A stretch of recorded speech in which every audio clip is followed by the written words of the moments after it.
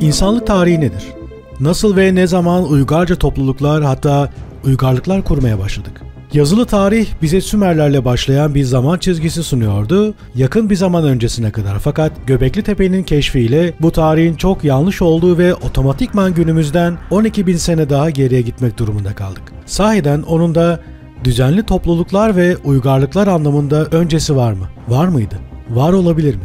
Aslında elimizdeki bazı kanonik ve apokrif kitaplar ve metinler bizlere gerekli bilgileri veriyorlar.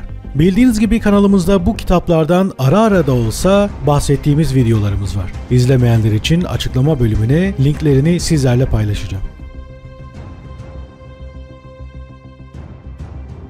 Evet, apokrif ve kanonik olarak geçen o yazılı dağarcıklar binlerce yıl öncesinde yazılmış olmasına rağmen ve günümüz kutsal kitaplarında da birçok bölümünden bahsediliyor olmasına rağmen o kitaplar güvenilmez kitaplar rafına kaldırılmış ve itibarsızlaştırılmış. Oysaki Nuh tufanından bir zamanlar devlerin yaşadığı diyarların varlığına kadar birçok önemli bilgi ve anlatım bu kitaplarda uzun uzun anlatılmış durumdadır. Gelin biraz kitapları birlikte karıştıralım ve yasaklanmış metinleri ve kutsal kitapları sorular sorarak değerlendirmeye çalışalım. Görmemiz istenmeyen ve açıklanmayan metinlerde insanlık tarihi, devler, gözcüler, nefilimler nasıl anlatılıyor?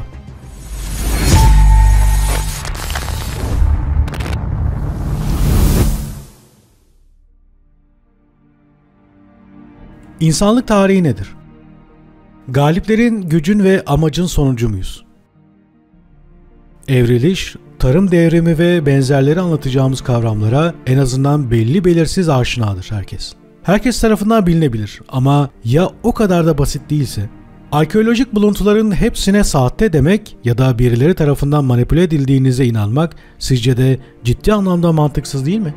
Asıl o zaman manipüle edilmiş ve kanıtlara inanmayarak asıl o zaman istendiği gibi olduğumuz ortaya çıkmıyor mu? Peki ya binlerce yıldır anlatılan ve günümüze kadar ulaşan, yani bir şekilde ulaşan eskilerin hikayeleri, sözde tanrıların ve meleklerin, devlerin, garip varlıkların aniden ortaya çıkan ve kaybolan modern teknolojik uygarlıkların, olağanüstü olaylarla hüküm süren peygamber, kral veya görevli insanların varlığı, hatta dünyada yaşanan felaketlerin hikayeleri ilk bakışta göründüğünden daha gerçekçi ise? Daha yakından bakın, göreceksiniz ki bu bakış insan ırkının alternatif bir tarihi daha ortaya çıkaracaktır. Yani günümüzde modern kitapların anlattığından çok daha fazlasının var olduğunu biliyoruz aslında. Kur'an-ı Kerim'de, İncil'de, Tevrat'ta bunları defalarca kez okuyoruz aslında.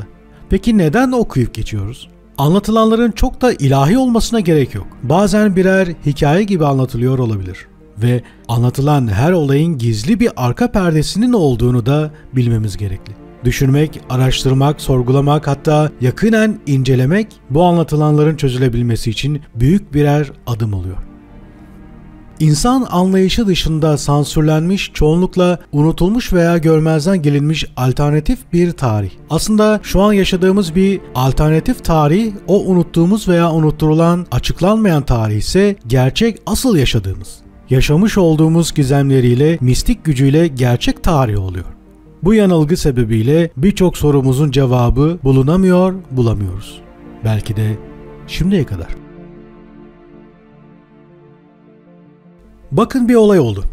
Şimdi Batı Şeria olarak bilinen bölgede bir grup Bedevi genç bir mağara bulurlar.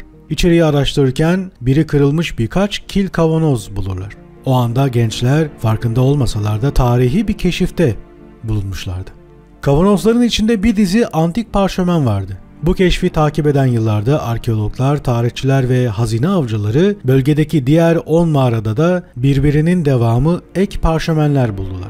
Bunların birleşimi sonrasında topluca Ölü Deniz parşömenleri olarak bilinen 800 ila 900 el yazması oluşturuldu. Bu el yazması uzun süre unutulmuş olan, kanonik olmayan gizemli bir dini metninin büyük ve önemli bölümleri, bilgileri, hatta kanıtları vardı.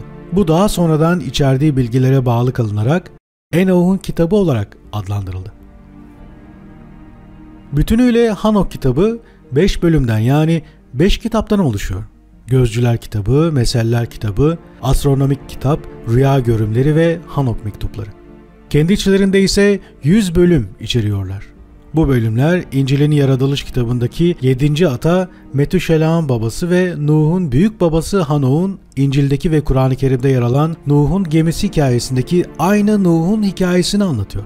Aslında Hanok kitabı Nuh'un zamanındaki büyük tufanı anlatmış olsa bile aslen tufana yol açan olayların tamamen farklı bir anlatımını da içeriyor. Yani aslında bu farklı bir doktrinler tarihidir. Daha doğrusu bu anlatım şu an bildiklerimize ters düştüğünden dolayı mitolojik apokrif anlatımlar olarak sınıflandırılıyor. Konuyu biraz derinleştirelim. Zamanın belirsiz ve eski bir noktasında insanları izlemek için dünyaya gönderilen düşmüş melekler olarak İncil terimleriyle açıklanan gözcüler yani Watchers'da anlatılıyor. Ne yazık ki insanları gözlemekte çok uzak olan bu gözcüler insan kızlarına ve kadınlarına aşık oldular. Ve kısa sürede onlarla cinsel ilişkiler kurmaya başladılar. Enok kitabı Nefilim adı verilen gözcüler ve insanlar arasındaki bu melezleşmeden doğan çocukları anlatır. Bu nefilimler tanımlandığı gibi insanlığı tehlikeye atan ve yağmalayan devler ve vahşiler ya da başka bir deyişle doğaüstü insan yiyen devlerdi. Gözcülerin yaptıklarına kızan ve sözde tanrı olarak tanımlananlar onları yerin derinliklerinde bir yeraltı hapishanesine zincirlediler. Eno, sözde tanrılar ve hapsedilen gözcüler arasında aracı oldu. Kitap, Hanok'un aracı rolüyle gök ve yer arasındaki yolculuklarını, meleklerle nasıl uçtuğunu, nehirleri, dağları ve dünyanın uçlarını yukarıdan nasıl gördüğünü çok detaylı bir şekilde anlatıyor.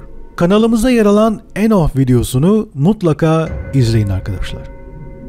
Devam edelim. Yine de Enok'un müdahalesine rağmen tanrılar dünyada meydana gelen vahşetin cezalandırılması gerektiğine karar verdiler. Elbette ceza büyük bir sel olurdu. Bu sel nefilimleri yok edecek ve gözcüleri hapishanelerinde tutacaktı. Ancak önceden Enok ateşli bir savaş arabasıyla, ki bu Enok'un arabası denilen betimlemeyi mutlaka inceleyin, videolarımızda mevcut. Devam edelim. Ateşli bir savaş arabasıyla cennete götürülecekti. Kur'an-ı Kerim'de Enok yani Hazreti İdris için ayet onu yanımıza aldık demektedir. İlginç bir şekilde İbrahimi geleneklerdeki büyük tufandan bahseden Yaratılış kitabı 6. bölümde nefilimlere atıfta bulunur ve eski kahramanlar, ünlü savaşçıları anlatır ve tanımlar. Nefilimlerin göründüğü tek yer burası değil.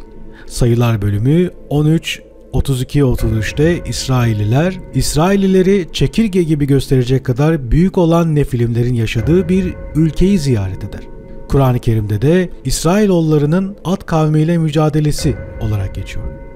Tabii bu konu İncil'in sayılar bölümünde anlatılmış olsa da pek çok bölümünde de yer almakta. Tabii bu anlatımlar yaşadığımız bu modern zamanlar için alegorik, mitolojik ve felsefi mit olarak görünüyor.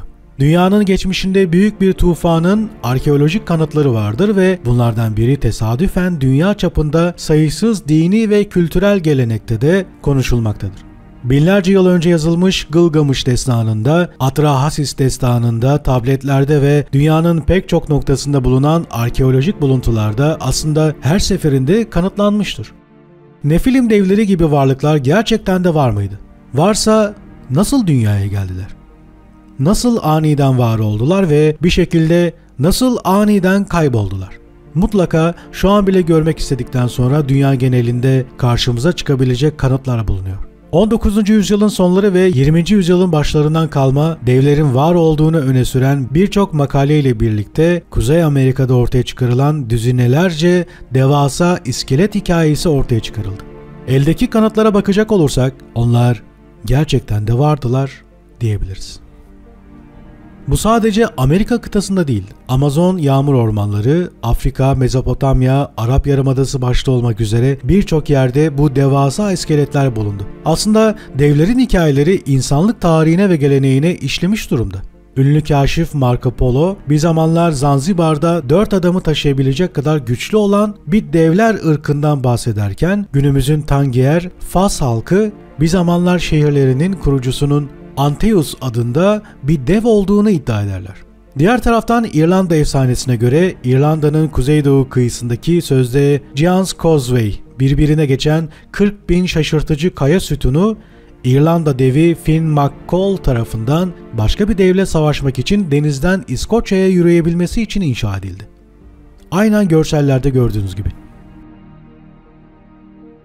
Ayrıca devlerin hikayeleri İskandinav efsanelerinde ve antik Yunan mitolojisinde çokça yer alıyor. Belki de sayısız kültürdeki bu kayıtların örneği gibi devler var olsaydı, o zaman Hanok kitabı ilk başta göründüğünden daha az alegorik, daha az apokrif ve daha az fantastik efsane olacaktı. Yüzyıllar boyunca Hanok kitabının hem Hristiyan ve hem de Yahudi dini geleneklerinin önemli bir parçası olduğunu görmek gerekiyor. Çoğu mezhep Hanok kitabını kutsal olarak kabul ediyor. Dahası bazıları birçok paralellikleri ve örtüşen hikayeleri nedeniyle Hanok kitabının Genesis yani yaratılış kitabına ilham kaynağı olduğunu bile öne sürüyorlar.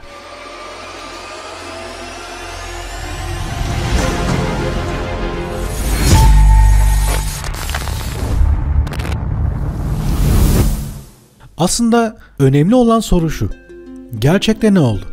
Neden İncil'den çok uzun bir zaman dilimi öncesinde yazılmış olan Hanok kitabı günümüzde Vatikan tarafından güvenilmez kitaplardan biri olarak üzeri çizilmiştir? Ve hal böyleyken nasıl oluyor da Hanok kitabında yer alan birçok bölümün ve anlatımın kutsal kitaplarda yer alıyor olması nasıl açıklanabilir?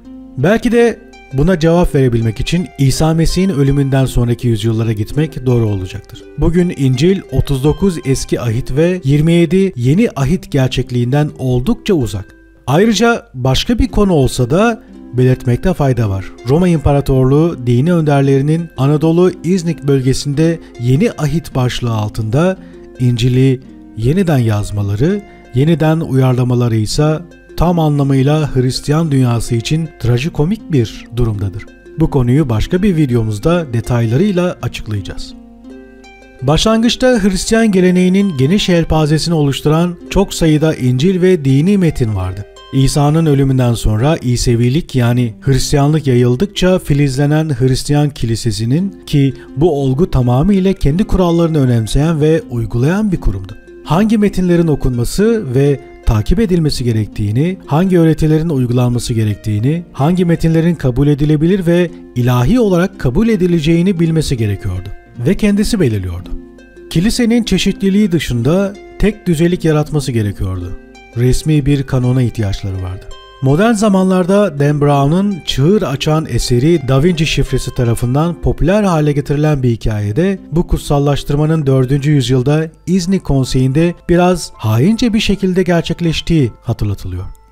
Orada hikayeye göre İmparator Konstantin ve diğer yüksek rütbeli kilise yetkilileri Hristiyan İncil'ini kendi gizli gündemlerine uyacak şekilde şekillendirdiler. Resmi İncil'e neyin dahil edileceğini seçtiler ve muhalifleri ise sapkınlar olarak ilan edip uygulamalarına uymayanları ise astılar. Kendi güçlerini daha da arttırmaya çalıştılar. Aslen tek bir konseyde değil, 1. ve 4. yüzyıllar arasında çok daha uzun bir süreç olarak gerçekleşti. İslami gözle bakıldığında ise yine her zamanki gibi yaratıcı tarafından belirlenen kutsal ayetler ve anlatımlar bir kısım güçlü ve güçlendirilmiş insan topluluğu tarafından değiştiriliyor ve kendi işlerine gelecek şekilde yeniden oluşturuluyordu. Ve buna yeni ahit deniliyordu. Elbette ki buna uymayan ve inanmayanlarsa şeytanileştirilip itibarsızlaştırılıyor ve elbette ki öldürülüyordu. Yani 4. yüzyılın sonunda referans İncil olarak Enok kitabı olmadan yazıldığı, bu ve buna benzer metinlerin çıkarılarak oluşturulduğu anlaşılmakta. Hanok kitabı nasıl ve neden dışarıda bırakılabilir veya dışlanabilir? Bu soruyu yanıtlamak için sansürlenen bazı İncil örneklerine bakılarak incelenebilir. Hanok'un kitabı Etiyopyalı Yahudilerin küçük Ortodoks mezheplerinde varlığını sürdürüyor. Metin eski bir Afrika dili olan Ge'ez'de yazılmıştır. Keşel Başpiskoposu Richard Lawrence'ın 1821'de kitabın ilk İngilizce çevirisini yazmak için kullandığı bu versiyondu. Bu versiyon Ölü Deniz araştırmalarını ortaya koymak için kullanılıyordu. Tuhaf bir şekilde Enok kitabı yerleşik Hristiyan İncil'inden ustalıkla çıkarılmış ve daha sonra dini gelenek ve teolojik çalışmaların en karanlık köşelerinde unutulmuş olsa da neye hikmetse İncil ona çok sayıda referans içeriyor. Yaratılış ve sayılar bölümlerinde Nefilim'e atıflar bolca bulunuyor. Yaratılış yani Genesis bölümü ayrıca Enok'un soyunun kapsamlı bir anlatımı, İbraniler kitabı Tanrı'nın Hanok'u alıp götürdüğünü anlatır.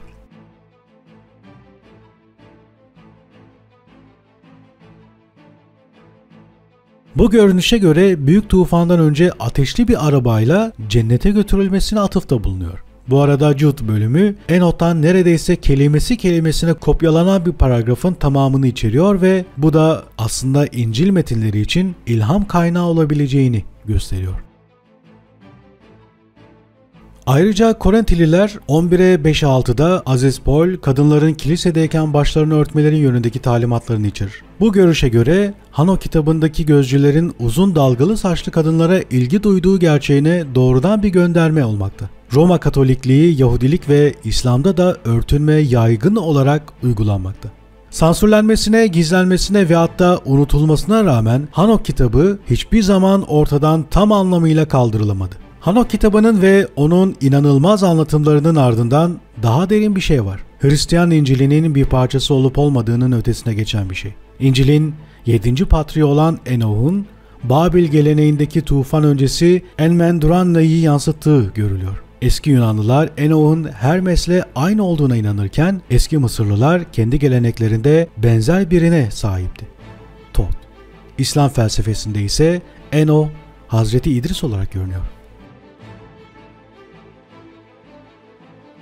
Örnekler devam edebilir ve bu nedenle sorulması gereken Hanok adı ne olursa olsun neden eskilerin geleneklerinde görülmeye devam ediyor? Cevap Yunanlılar, Mısırlılar ve hatta Babililerden daha geriye yani eski Sümerlere kadar gidebilir.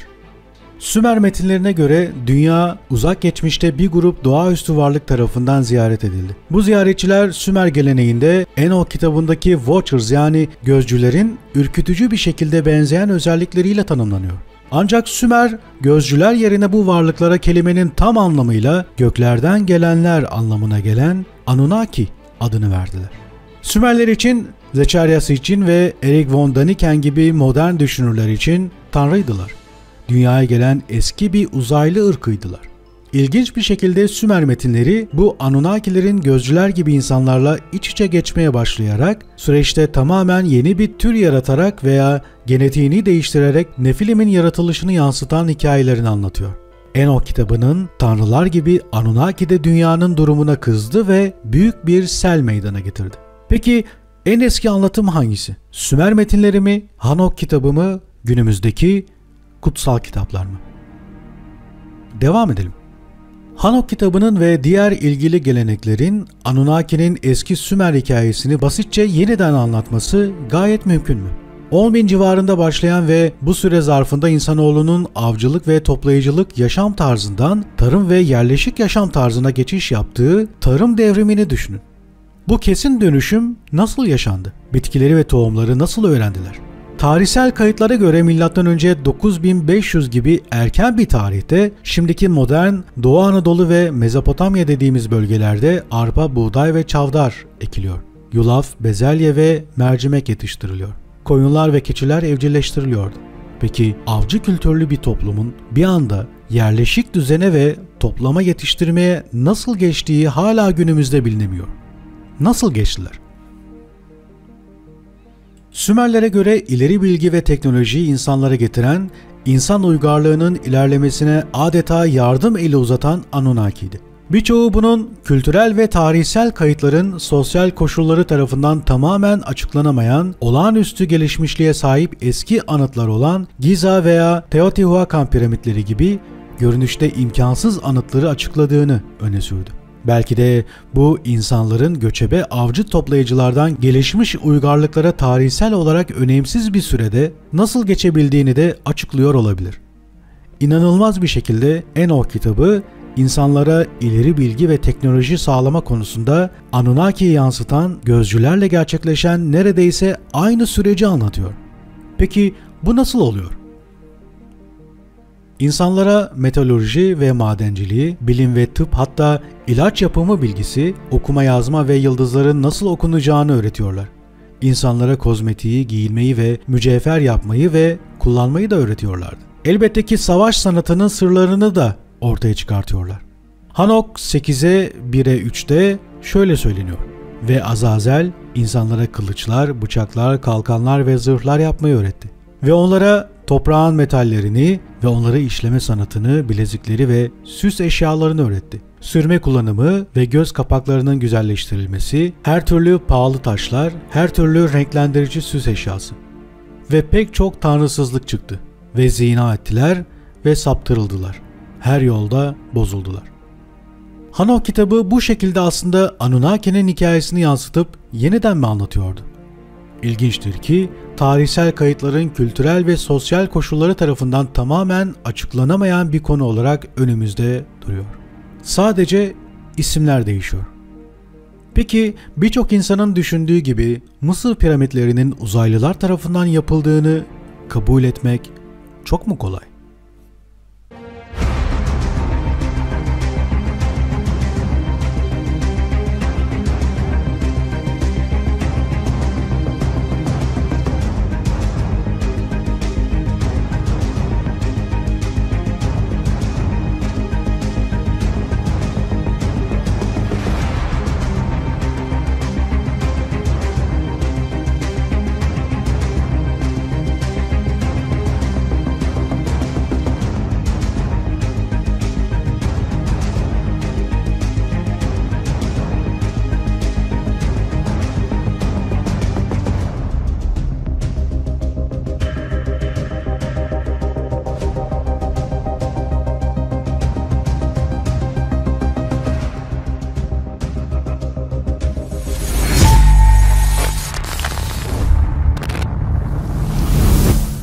Arap tarihçi Al-Makrizi'ye göre bu piramitler büyük tufandan önce yaşamış, Suarit adında bir kral tarafından inşa ettirilmiş. Bu arada Suarit İbranice'ye çevrilmiş adıyla Eno oluyor. Gelin şuna bir göz atalım. Bazıları bu bölümün enerji ve elektriğin bilmecelerini aydınlatmak için olduğunu öne sürdüler. Bir süredir ekin çemberleri aracılığıyla insanlara benzer sırları açığa çıkaran çemberleri serbest enerji cihazları için planlar içeriyor. Sadece son birkaç 10 yılda ekin çemberlerinin nasıl oluştuğunu sorduk. Bazılarına göre Anunnakilerin işi olan karmaşık matematiksel denklemleri, manyetik diyagramları ve motorları, mekanik yönlendiricileri ve elektrik yükünün alan çizgilerini detaylandıran dünya genelinde daireler ortaya çıktı. Aslında hala gizemli ama yine de üzerinde derin düşüncelere sahip olmamız gerekli. Aslında Enoch'un bu ekin çemberlerine sıklıkla eşlik eden ve referans olan UFO olaylarını akılda tutarak tanrılarla tanışma yolculuğuna ilişkin açıklamasını düşünün. Bir tür uçan bir saraya götürüldüm, dedi Enoch. Oyma cam gibi devasaydı. Yerden yıldızları görebiliyordunuz. Geçiyorduk. Bunu akılda tutarak büyük tufandan önce Enoch'u götüren ateşli arabanın bir uzaylı aracı olup olmadığı hala merak konusu olarak karşımızda duruyor. Gözcüler, Anunnaki ve Nefilim devlerinin bu kadar akıllara durgunluk veren hikayelerinin binlerce yıldır hala yaşıyor olması sizce de tuhaf değil mi? Antik kültürlere nüfuz etmiş kültürlerin, hikayelerin büyük ölçüde unutulmuş olması gerektiğine mi inanmak gerekiyor? Sümerler eski uygarlıkların panteonundan silindi. Yok oldu.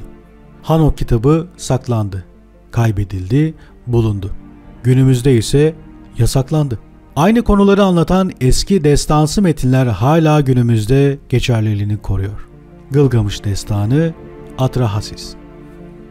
Bununla beraber insanlık tarihini temelden yeniden şekillendirmesi ve insanların ne olduğunu yeniden tanımlaması göz önüne alındığında belki de pek de şaşırtıcı değildir. Belki de bu hikayeler tamamen silinmemiştir.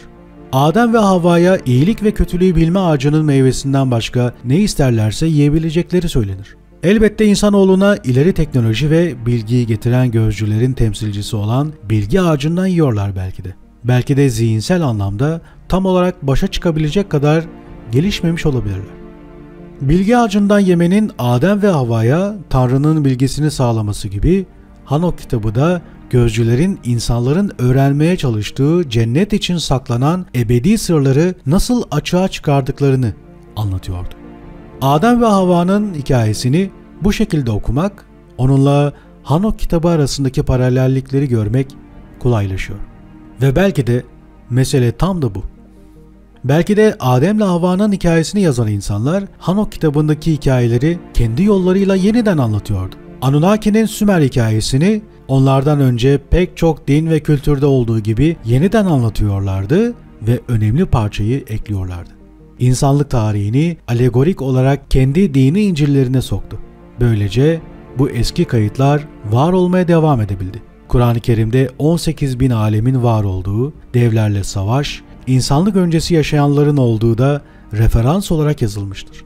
Peki yeniden soralım. İnsanlık tarihi nedir? Ne zaman başladı? Ani sıçramalarla nasıl gelişti? Belki de cevap binlerce yıldır tam da gözümüzün önünde ama saklanmış bir şekilde duruyor. Peki kim doğruları öğrenmemizi istemiyor? Tarihin bize anlattığı bir şeyler olabilir mi? Ben Volkan Çelik. Gizemleri birlikte aralamaya devam ediyoruz.